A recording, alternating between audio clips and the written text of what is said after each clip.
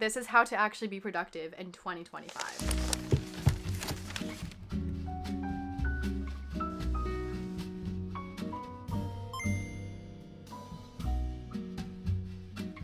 If you've been feeling unmotivated, stuck, in desperate need of some dopamine, and want to be back in your productivity era, this video is for you. If you guys know, you know, I'm like all about wellness, but then also like I'm just an aesthetic girly. That is everything that I'm about on this channel. So if you enjoy that, I do post once a week. I'm on the road to 1 million subscribers, so you could be a part of that 1 mil. With that being said, today's video shares with you 10 plus productivity tips that will actually help you be productive in 2025. Shall we just start off with the one thing we all know keeps us from being productive? Like our parents said, it really is that damn phone. I'm talking more specifically to those who have a screen time of even 3 hours and above, which is myself sometimes. Imagine if you took those 3 hours and used it to spend it studying, building your business. Could you tell me how much more do you think you would get done? In fact, why don't you challenge yourself tomorrow to swap your screen time for studying time, filming time, editing time. At the end of the day, our phones will always be a part of our lives, but make sure that we are using it wisely and we are not letting it control us, but we are controlling how we use it. For example, if you are scrolling on TikTok, why not create your For You page to be things that motivate you, things that inspire you? Maybe it's hopecore and it's a bit of a pick-me-up instead of content that is purposely trying to trap you in to stay on the app longer. Now, another thing, if you have noticed that your sleep routine is literally horrid, you're sleeping at 2 p.m. every night, and you find that you are frequently using your phone before bed, that might just be the answer to your poor sleep habits. And so because our screens are meant to keep us awake, including computers, tablets, iPads, whatever, try your very best not to use them before you're going to sleep. Every time that I have found myself staying at the awful hours of the night, it's because I'm just on my phone scrolling, or I spent literally the entire day on my computer. So try to keep your screen time to the morning time or even the daytime. A lot of people will say I use my phone to wake myself up, which is kind of true. Sometimes I will at least give myself like a minute or so to wake myself up, but using it at nighttime is only gonna make trying to fall asleep much harder. So this baby right here, we only see it an hour of the day. If need be, literally ask someone to take it and hide it. If you're having withdrawals, that's a little bit of a problem. And in that time that it's gone, you will realize how much you actually don't think about it. Like, where is it? I don't know. I don't care. I've had that happen several times to me, and it's just so nice to like have it out of sight, out of mind. You just have to be a little bit more disciplined with yourself. And if you couldn't connect the dots, when we are sleeping late, waking up late, the cycle just continues until you break it. Now, if you know anything about me, I am 10 times more driven to do something if it is appealing to the eye, it is fun, and really embraces who I am as a person. I use Notion to do all of that in one, to organize my life, plan my videos, make my daily to-do lists. And how I know Notion works for me is because every time that I've fallen off with using it, my productivity levels just completely tank. Now, before I show you my Notion page, I'm also going to share with you my physical planner. This is actually my own planner, my baby right here. I flip between using this planner or Notion. If I'm not writing out my to-do list on Notion, it's always going to be in here. What I love most about this planner is that I can make cute little spreads on it. At the beginning of this year, I even wrote out my goals for 2024, which is super cool. But I also made a little book spread. This is also my ideal way to organize my week. I even have this kind of set up on Notion, which you guys will see. And since you have every single day of the week, it's very organized and you can easily keep track of your days. So I do like to keep my productivity systems to a minimal amount. It just helps me keep track of where everything is at. Now let's go into my Notion pages, but I'm just going to show you which specific pages I use to organize my life. I know I'm using that word a lot, guys. I'm so sorry. You know what? I could look up synonyms. Starting off at my main page, I'm going to show you guys both my ongoing video ideas and my weekly ongoing to-do list. So in this page, this is where I organize my week, and I try to do it day by day. And I basically will like kind of paste these weeks. So I'll like take this, Command C, and then paste it. So I have kind of an unlimited amount of weeks going. So for me, I will kind of keep things by month. And then once the month is over, I typically will just like go with a clean slate. But I try to have enough weeks or obviously a month. I also have my ongoing video ideas page, basically like just written out any sort of ideas that I have, and it's super easy to create this kind of page. I guess I'm kind of doing like a mini tutorial right now, so I'll just click on heading and then let's just say me, and then I will click on this little button right here and I will color it with like a background color. So I love pink or green, but that's how I always do it, just to add a little bit of color and life. And by the way, I would not be as excited to go into Notion if I couldn't customize it the way it is. Imagine how different this would look if it was just a blank page with these weekly to-do lists. It just would not be as fun and appealing to look at. So that is what I love about Notion. You can always customize things down to like the font. You can literally change the font over here from serif to mono or the default. But I even have this habit tracker page as well. And this is another great way to structure your life or just give you extra motivation to do something. I will leave the tutorial that I watched to make this page because I don't exactly remember. But I have this journal entry right here that I do every night and morning. I need to add in the question that I have for my morning, but basically I try to answer this at the end of every day, and then whenever I complete these 3 habits, all I do is go in there and check it off. Now, I also have this section that says fulfilling my job, once again personalized to me, and I just added some pictures up here. I added a cover. This is where I organize all of my videos. Shout out to my editor Paolo, who actually shared this template with me. Each of these pages is the scripted or the structure of the video. Not only do I get to organize the video on this page, but I also get to move the pages from like if it's in the idea stage, and then once it's in the filming stage, I can just move it over and then keep moving it over once it moves to the next stage. And this does not just have to be for someone who's a content creator. In fact, this is really for any type of person, no matter what you're doing, but it could really work well for students. Say maybe you're in the studying phase, and then you're in the revisions phase, and then you're in the exam phase. But Notion is just a really cool way for creative people to elevate their productivity. I have felt significantly more productive lately. I've posted a video every week, and it's because I'm finally giving myself the place to write out all of my ideas, plan them out accordingly so that I get them up on time. Let's move on to tip number 2. The second tip is especially for those who are kind of in a workout slump and just haven't had the motivation to go to the gym. Work out in nature.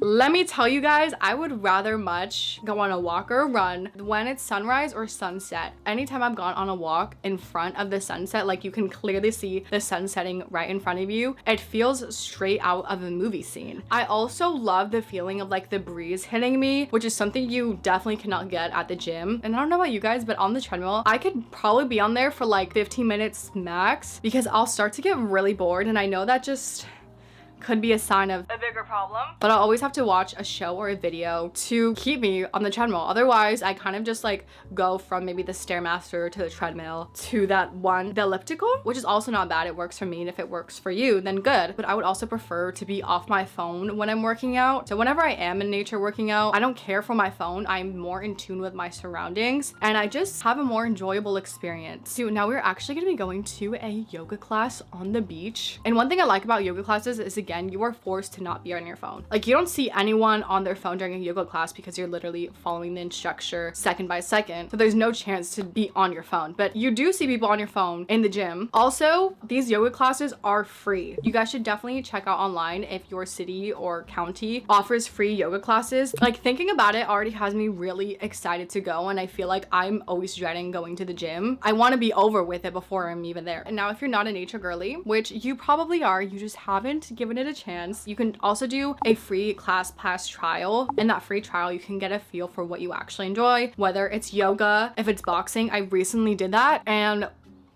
actually loved it. Fully let out a lot of emotion.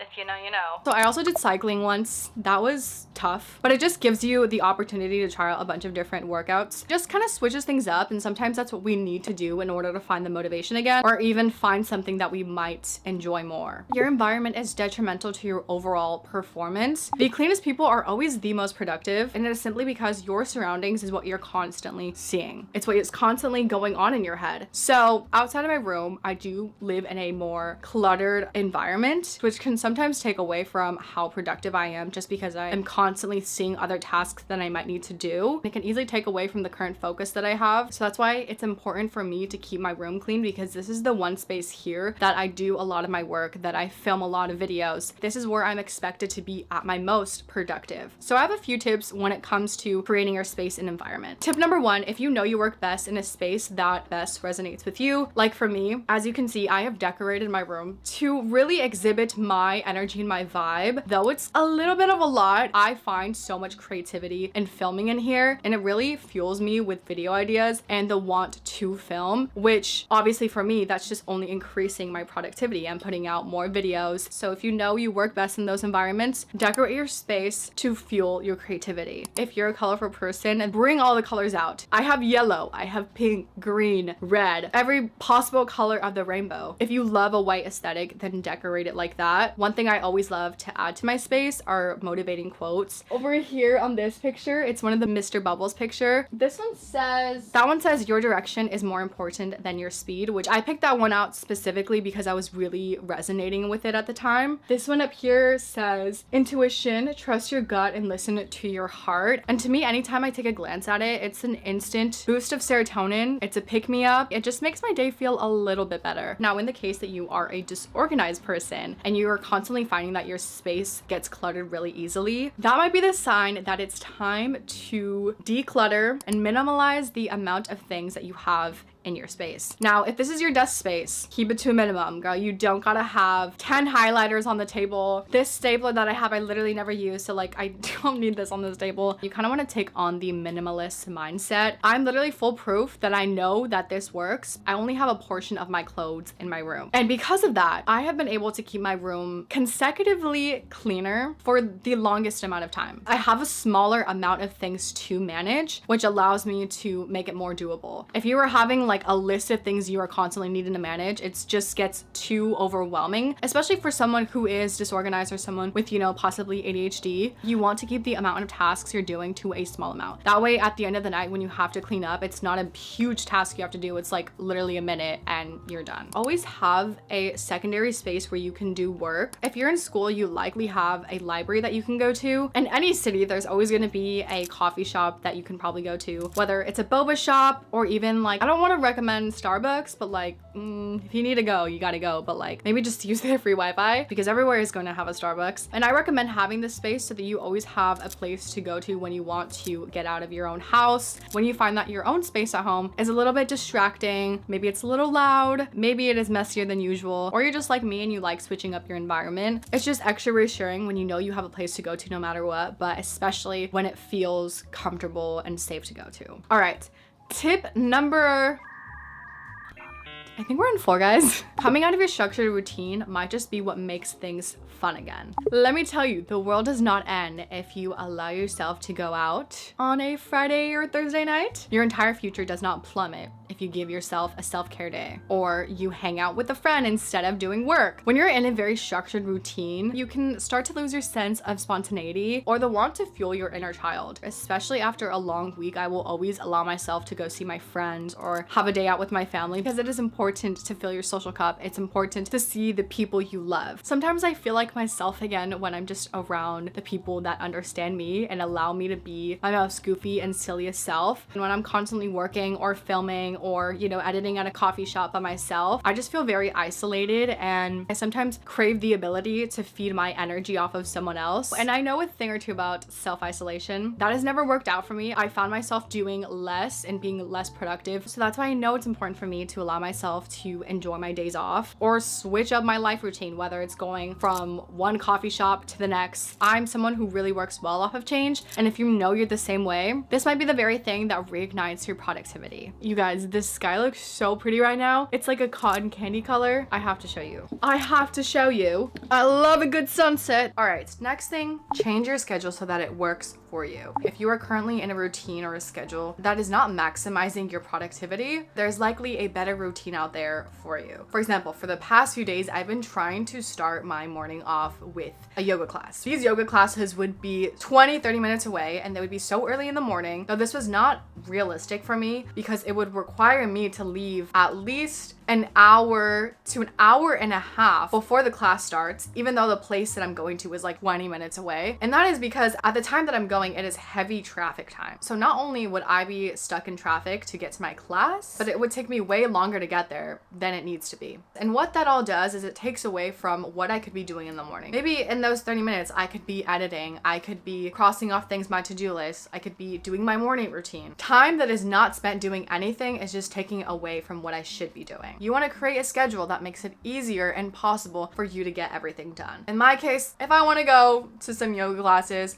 I should be going maybe around 10 a.m., 11 a.m. or at the ungodly hours of 4 and 5 a.m., which they actually don't even offer yoga classes at that time. Or if anything, I'll just do it at home, and that would be much more convenient. Now, you know yourself best, so if you know that you are someone who works better in the mornings, get all of your work done in the morning, while maybe later at night you're doing your gym or you're working out or you're hanging out with friends. But if you're someone who likes to work out in the morning, it actually makes you more productive, it awakens you, there are your answers. Set time frames for when you will accomplish something by. This is kind of like a game that you could play with yourself, and it helps with accountability. But in my case, I would say, I want to finish this video in 2 hours. Can I make this happen? I will make this happen. Let's get to work. So what I'll do is I'll run a stopwatch and see how fast I can get that task done by. Typically, yes, the goal is to get it done in 2 hours, but can I get it done in less than that? So not only are you working a little bit more effectively and efficiently, but you're also holding yourself accountable and not letting yourself kind of lollygag, as my mom would say. Is that even a word? But basically, in those few minutes, you're really dedicating yourself to finishing that project or whatever it is. I also think we all have a competitive side to ourselves, so we're all willing to challenge ourselves to do a little bit better and beat something, you know? Practice self-care. Now, when I say self-care, it doesn't always have to be about aesthetics. Anyone can do self-care. It doesn't always have to be about the physical aspect of it. You can journal,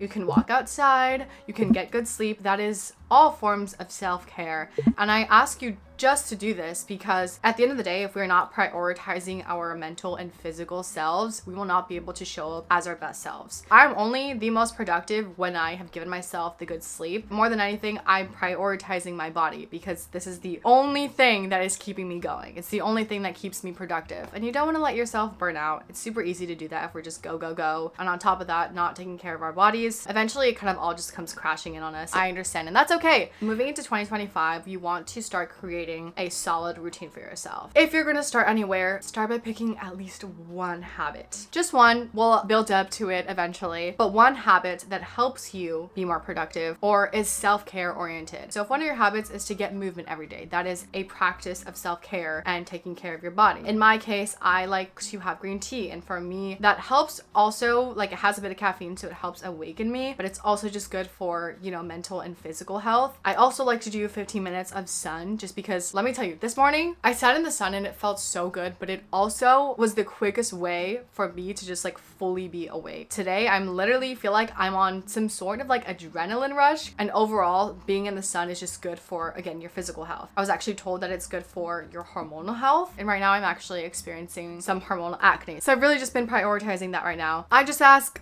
wear a bit of sunscreen before you go out there. Okay? Alright, with that being said, I hope you guys enjoyed today's video. I hope these tips will help you guys be more productive in these last few months, and of course going into 2025. Let's all be in our productivity era, right? If you have any tips to share, please comment those down below. On that note, I love you guys so much. Hugs and kisses. Bye!